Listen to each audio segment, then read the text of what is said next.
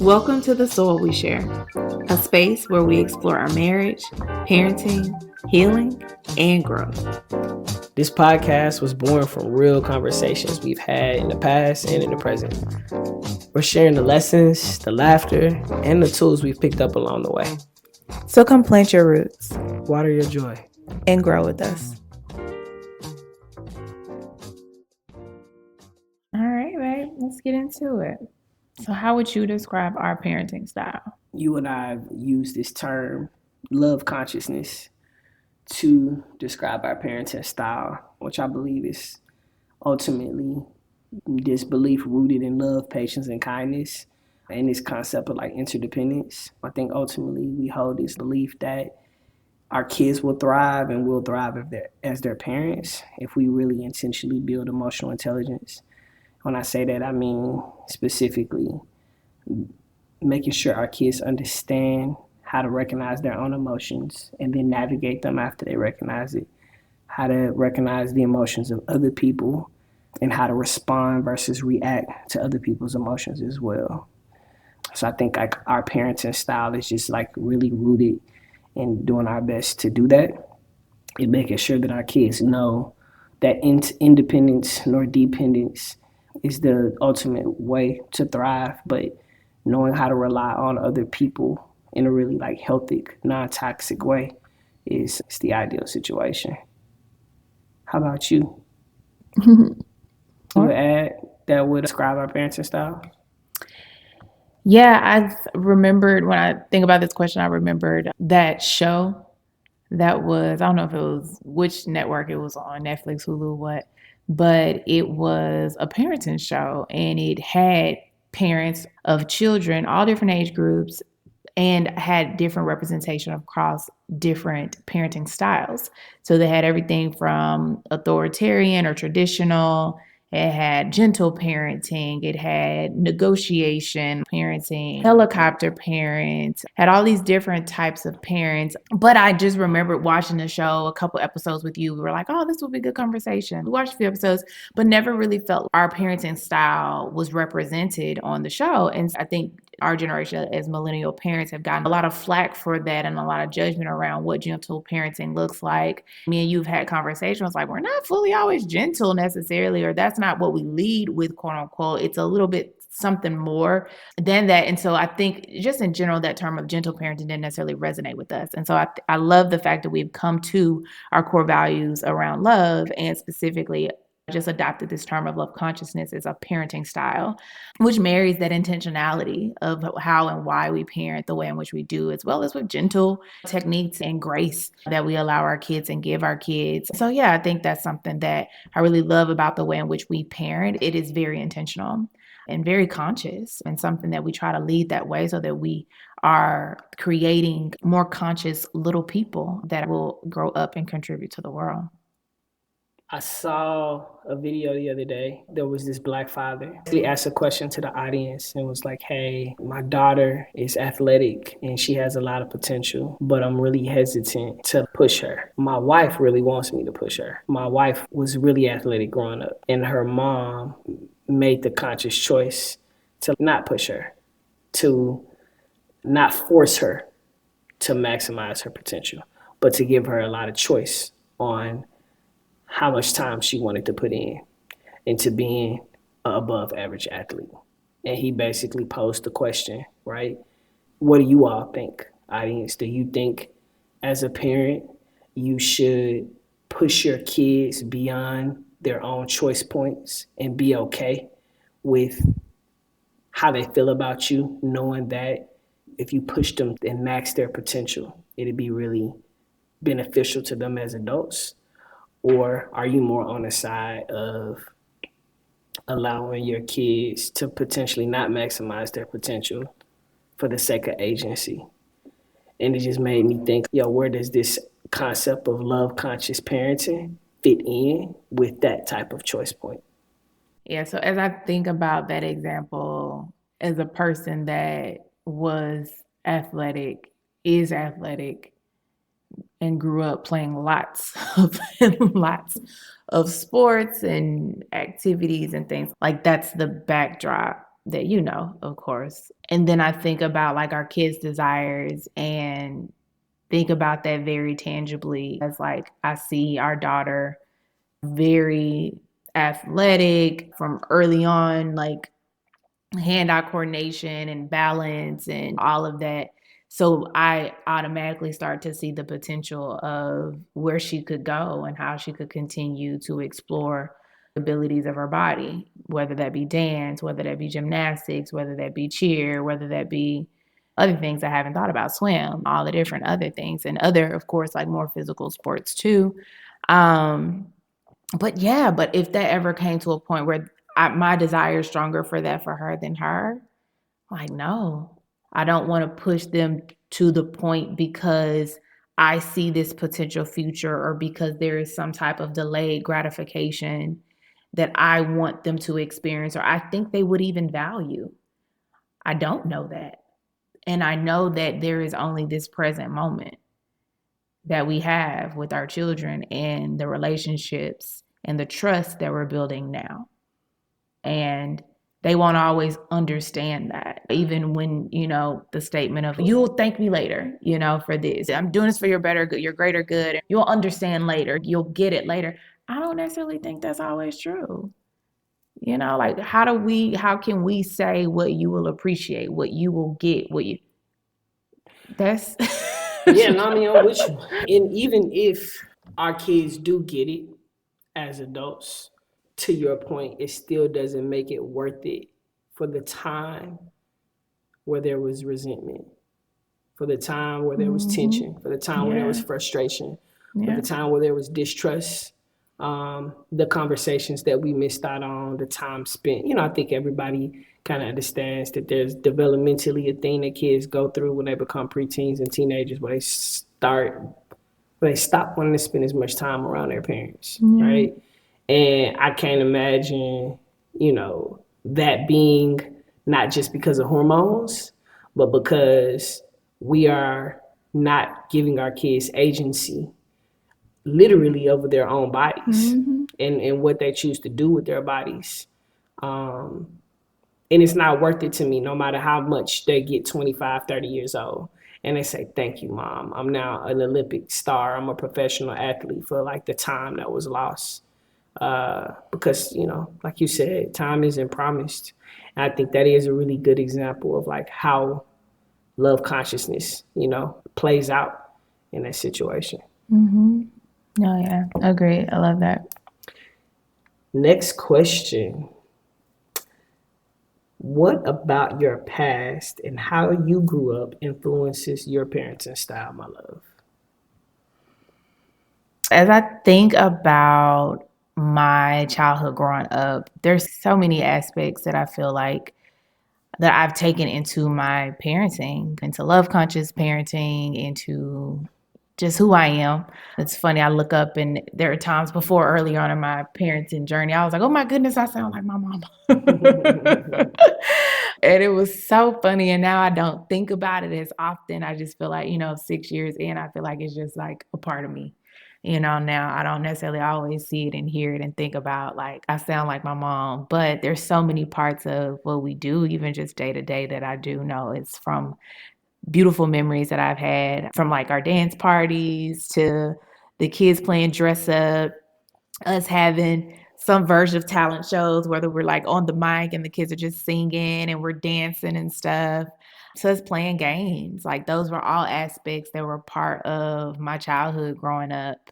So those are aspects that I definitely feel like show up in our parenting style in our day to day. I love our dance parties that we have randomly and our kids just singing, and just the freedom and love that is felt is definitely was a big part of my childhood and continues to be something I feel from my parents and my family. And even when we have the family gatherings now, we're hosting and we do the dance parties with everybody now here with our kids too. And that's really beautiful. I'll also say the traditions. I'm a big big person that loves traditions. When we married, I'm like, okay, what are we doing for Christmas? So the Christmas tradition. Okay, what's our Thanksgiving tradition? Okay, what's this? What's that? And making memories is just always something that I feel like at the end of the day, what was a really big part of my childhood was like making memories. So that's been a big part of my parenting style and how it shows up within our kids and being able to create those traditions with them and see their faces light up and bring in new traditions, things that I haven't done before, carrying through old traditions that my mom created for me. I didn't think was a tradition, but just something that we did, gardening together. I gardened with my mom a lot. And I didn't realize that stuck with me. And so it's something I love to do now. And I do that with the kids. And even from this past Mother's Day, that was so beautiful, being able to just be in the garden, some music, some flowers, some vegetables, some fruit, all of that, and just be really grounded and present in that moment. So that was really great. And so I definitely feel like all of those aspects of just making memories, all the different ways of joy, love, laughter being a part, and then the traditions are parts that I carry into to my parenting style today. And then I would say some aspects that I learned and intentionally wanted to chart my own path in terms of my own parenting style based from my childhood was the infamous question of why.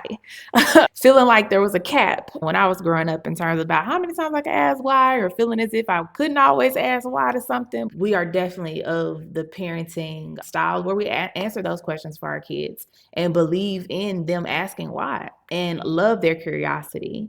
We understand that wanting and allowing them to ask the question why fosters that curiosity and nurtures that curiosity. The importance of us being the people that share this information with our kids that supports their building their schema, building their archetype of the world. That's an extremely big responsibility. And I don't want our kids learning about the world and making sense of the world from everybody amongst the world. No, I want us to be their source of most information, especially at this young age. That builds trust. That builds trust and strengthens our relationship with them. It strengthens our communication, them knowing that they can ask us any question and we'll answer it 100% honestly. That's something that I truly do value and wouldn't have it any other way. And then I also say the other piece is understanding early on body autonomy is another thing that's really important to me as a way in which I parent. And I know as a result of that not necessarily always being a part of the conversations that I had growing up. That's too is why I'm thankful to have you as a partner to where we can brainstorm, we can talk, we can collaborate, we can know from our experiences in terms of what we know to be true about kids this age and how trauma can occur, but even just how do we create strong little people where we're operating with love consciousness? Like, what does it take for them to also operate in love consciousness in terms of knowing who they are, knowing that they have agency over their body, and that no, if I don't want to hug this person, I'm feeling weird. No, trust that. Because I want my kids to grow up trusting their intuition. I'm learning now how to come back to trusting myself and listening to my own inner voice as a result of my life set of experiences. And I want my kids to have that early on. I want them when they're my age to be so sound in who they are. And I truly understand that the importance of that starts now. It starts with consent and asking, can I have a hug? And not demanding, come here, give me a hug. No, it starts now with those things and them really listening to that and us honoring that for them. Even when it comes to eating. Are you full? Yes, I'm full. Tummy's happy? Yeah, good. All right, not eat all your food because it's on your plate. No, you trust your body. Your tummy hurts. Ooh, did you have too much to eat? So all of that is a part of strengthening their intuition, strengthening their inner voice and their human self. So yeah, those are a couple things for me, or a few things. What about you, babe? What about your past and how you grew up has influenced your parenting style? I grew up in a really affectionate family where love was an action verb. There was a lot of hugs, a lot of kisses, a lot of acts of service, a lot of I love yous. And that's something that I do my absolute best to pour into our kids. It's important to me that they feel my love physically when they want to your point about bodily autonomy. I always just felt my mom and dad's love. Definitely my mom's probably more than my dad's, but there are really tender moments that I can remember with both my dads, my bonus dad and my biological dad. Long hugs, kisses on the forehead that really stick with me, and it brings me so much joy, so much love when my son leans his cheek into my cheek, or my daughter snuggles her head under my arm. All of that is something I'm pulling from my childhood for sure. I think the other thing that I'm pulling from my childhood and is really important in our parenting is not being afraid to ask for what you need or what you want.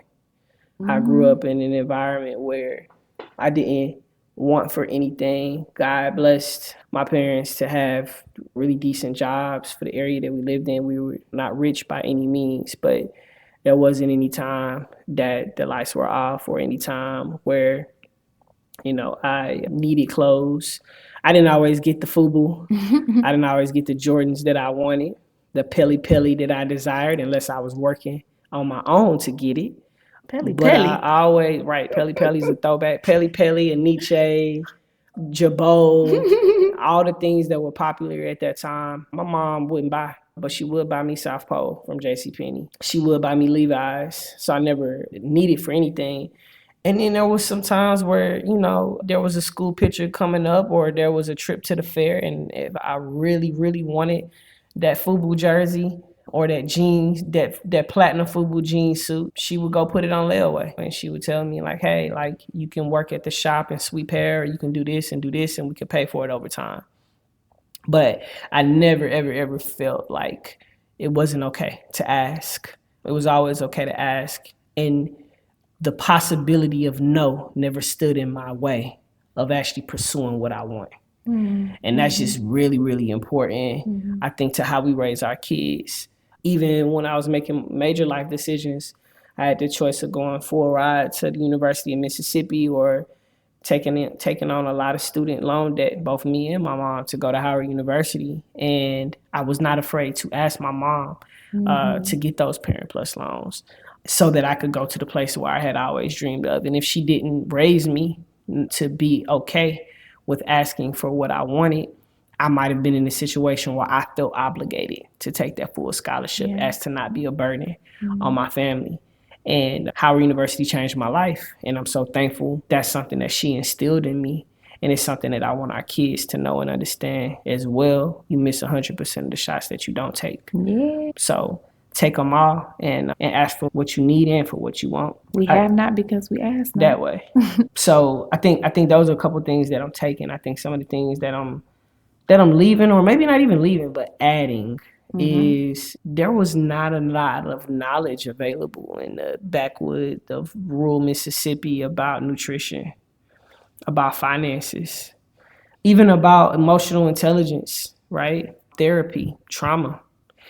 I think those are things that I'm adding and that we are consciously and intentionally doing with our kids. We're aware of how much sugar intake they have, how much protein that they get, how much fiber that they're getting. You do a phenomenal job of cooking nutritious meals. And it's not to say that sometimes we don't get some Chick-fil-A, but we're extremely aware of how much we have it.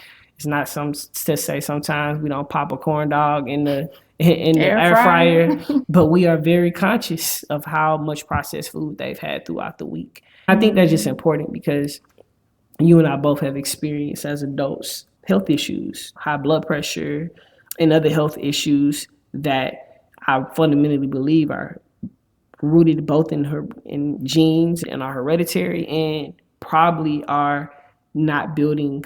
I'll just say for me personally, my parents not being as conscious about building good nutritional habits, and then me carrying those over into young adulthood and not being conscious about what I ate, how much I exercised, et cetera, until I start to have heart palpitations and seeing a cardiologist and being told I need to make lifestyle changes. And that's not something that I want our kids to go through, and really shifting this generational curse. Same thing with finances, budgeting, understanding loans, understanding investments. My parents just didn't have access to the information because they were high school graduates. They didn't go to college. They didn't know anyone that could have given them that information or didn't feel comfortable asking them. And then this last piece, therapy, trauma, emotional intelligence.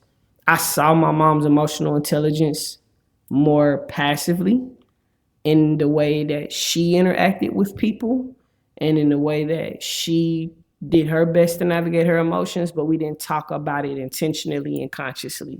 As a skill that we're doing our best to develop, we weren't metacognitive about. I didn't start therapy until I was in my late 20s. Or actually, I don't think I started therapy until you and I started couples therapy, actually, right? Whereas now I'm totally open to doing child therapy with our kids, you know what I mean? As early as preteens or earlier if they desire it and if they need it, so that they can just see the benefit of having someone to talk to about your emotions and process your problems with. So yeah, those are some things definitely added. Yeah, I love that. And it just reminded me of the saying, all these sayings coming through, but just people perish due to a lack of knowledge. My people perish. Yeah. So I love that. I love that. So true. And that too goes in with like why we're always willing to answer the questions of why. Because we want our kids to understand the choices that we're making or how we lead, how we show up. And when we say no to something, why it is a no and why this is a yes. So yeah, I love that. What unconscious parenting habits do you default to? And how are they shaped by your childhood? Yeah, I definitely default to an authoritative style of parenting, especially in moments where I'm tired, I'm overstimulated, I'm frustrated, I've had a long day. I find myself giving a lot of directives without any explanation, leaving little to no room for emotional response and desiring action from my kids like right away with very little hesitation from them. I try my best to give myself grace and understanding that ultimately the lack of energy that I'm having contributes to that. But I know growing up, it really comes from these moments where I was subject to this false sense of efficiency and convenience with an authoritative style of parenting. My parents were probably tired, and it was more efficient for them to be more declarative, and there not to be a lot of room for how I felt about something that they were asking me to do. And I find myself falling into that. I empathize with how they felt more as a parent than I did as a kid, of course. I definitely fall short, but I try my best in those moments where I am frustrated to be aware of it, to apologize in a moment if I have it in me to do so. And if I don't, apologize even after the moment and even consciously make up for it. There's a saying that I love that says, integrity is not always doing the right thing. It's not always telling the truth. It's not always acting in perfection, but it's being honest about when you don't and doing everything that you can to make it right. So that's what I try my best to do in those moments where I'm being more authoritative. Yeah.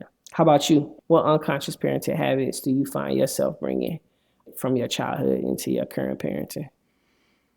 I definitely hear you in terms of just that overstimulation, because that's like where mine stems from. And how I think it shows up for me is in times where I suppress my emotional response, or my emotions in general.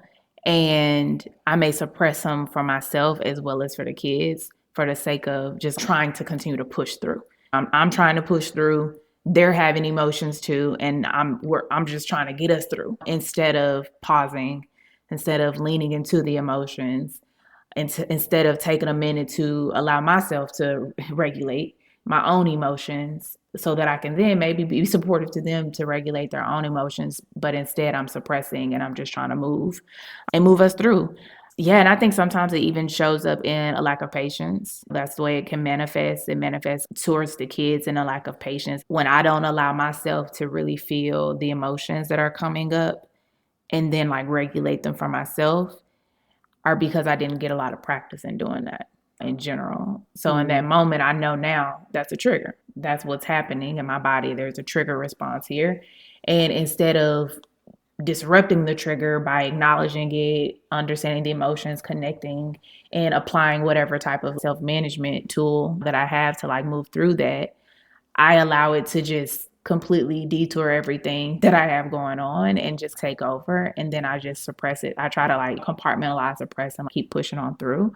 But the trigger's still there. And then tomorrow or in 2 hours later, poop, is back up again. I'm overstimulated again. My emotions are high again because I have not dealt with the trigger. I haven't acknowledged the emotions and allowed myself to really like work through it. I think that is something that in my childhood, I didn't get a lot of practice in acknowledging how I felt. If things were coming up, we didn't really fully talk about the emotional piece. It was just a matter of compliance. And as a child, like we move and do. It wasn't that back and forth conversation to allow me as a child to explore my feelings or explore my emotions regarding something. And so I think that continues to manifest itself, especially in moments where I've answered the questions from my kids of why and why and why and why. And I've explained to them this, then this, then this, and this, and this is why we're doing this, and this, and this. And we're still not to the outcome. We're still not moving in a direction where I'm saying, let's go. After all of this explanation, and now I'm at the point where I'm triggered, I am overly stimulated, and I'm having an emotional response. So and that's completely understandable, because what I know to be true about our children is that they take full advantage of the fact that we act in love consciousness and we answer their why questions. And sometimes, not all the time, I think way more than often than not, their why questions are authentic and they're sincere.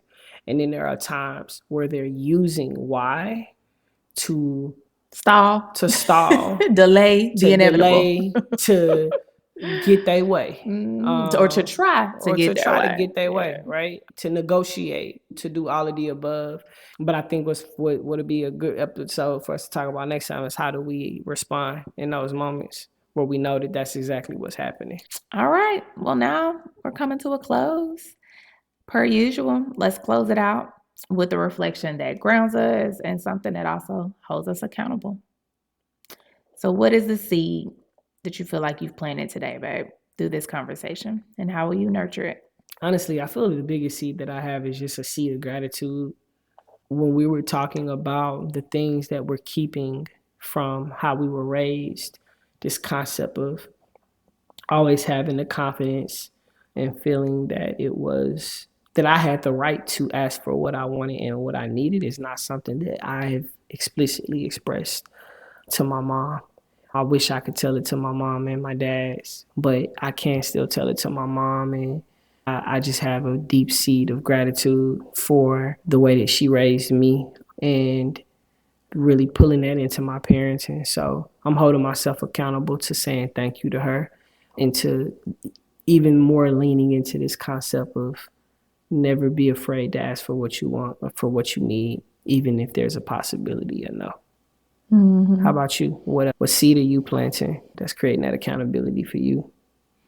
I feel it's the reflection on my parenting triggers, because I've done a lot of work in healing around my individual triggers, just as an adult, as a woman, as a human.